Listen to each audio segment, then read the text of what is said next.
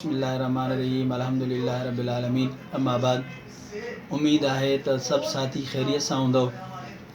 मुझे लाइव अचण जो मकसद इहो है तो कुछ वक्त अॻु सोशल मीडिया ज़रिए या मशहूरी कई वई हुई तो मौलाना असदुल्ला खोड़े खां नूर पीर वारे मेले जे लाइ तारीख़ वरिती वई है।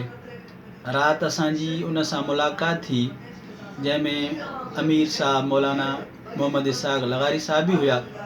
इन मामले ते उन सां गुफ्तगू थी तो उन चयो त इहो सॼो ई कूड़ है, अहिड़े क़िस्म जी काई ॻाल्हि न थी है, न मां कंहिं तारीख़ वरिती है। काफ़ी साथी इन मसले में परेशान हुआ ऐं मुज़ब्ज़ब जो शिकार हुआ।